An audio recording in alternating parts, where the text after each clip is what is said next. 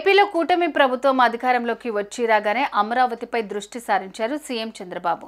ముఖ్యమంత్రిగా బాధ్యతలు చేపట్టాక చంద్రబాబు తన రెండో పర్యటనకు రాజధాని అమరావతినే ఎంచుకున్నారు. అయితే అమరావతి రాజధాని నిర్మాణానికి 1,00,000 కోట్ల రూపాయలు అవసరమవుతాయని రాష్ట్ర ప్రభుత్వం అంచనా వేస్తోంది.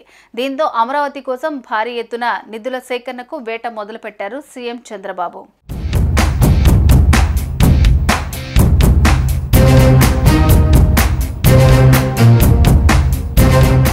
ఏపీ అంటేనే అమరావతి. పోలవరం అన్నా కూడా సీఎం చంద్రబాబు కీలక నిర్ణయాలు తీసుకుంటున్నారు. అమరావతి తొలి విడత నిర్మాణాల కోసం 38,000 కోట్ల రూపాయలు అవసరమవుతుందని అంచనా వేస్తున్నారు. అయితే రాష్ట్ర ఆర్థిక పరిస్థితి చూస్తే చంద్రబాబుకు అంత ఆశాజనకంగా లేదు.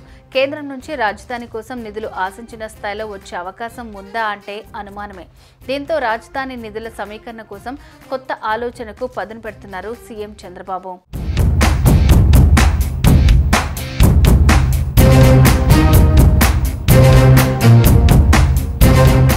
ఏపీ రాజధాని అమరావతి నిర్మాణం కోసం ప్రైవేటు సంస్థలు, వ్యక్తుల నుంచి నిధులు సేకరించాలని రాష్ట్ర ప్రభుత్వం భావిస్తున్నట్లు తెలుస్తోంది. బ్యాంకుల వద్ద నుండి నిధుల సమీకరణ దాదాపుగా సాధ్యం కాదని అంచనా వేస్తున్న ప్రభుత్వం ప్రత్యామ్నాయ మార్గాలను అన్వేషిస్తోంది. ఈ క్రమంలోనే ప్రైవేటు పెట్టుబడుల అంశం తెరపైకొచ్చింది. నిధుల సమీకరణలో ఎన్ఆర్ఐలకు పెద్దపీట వేయబోతున్నారనే వార్తలు వినిపిస్తున్నాయి. ఇక ఇదే క్రమంలో సింగపూర్, అమెరికాతో పాటు పలు ఇతర దేశాలకు చెందిన సంస్థలతో కూడా చర్చలు జరపాలని ప్రభుత్వం భావిస్తోందట. అలాగే అమరావతి ప్రాంతంలో పెట్టుబడులు పెట్టాల్సిందిగా పలు సాఫ్ట్వేర్ కంపెనీలను కోరాలని నిర్ణయించారట. ఈ బాధ్యతలను పురపాలక శాఖ మంత్రి నారాయణకు అప్పగిస్తూ ఆయన ఆధ్వర్యంలో ఓ కమిటీని కూడా త్వరగా ఏర్పాటు చేయనున్నారట.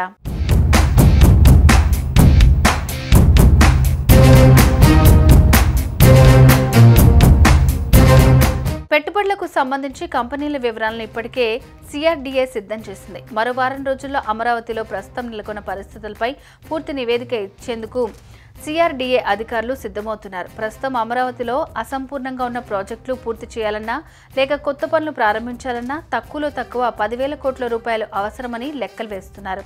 దీనిపై పూర్తి స్థాయిలో కసరత్తు పూర్తయ్యే సమయానికి నిధుల వేటను మొదలు పెట్టాలని సీఎం చంద్రబాబు ప్రణాళికలు రచిస్తున్నారట.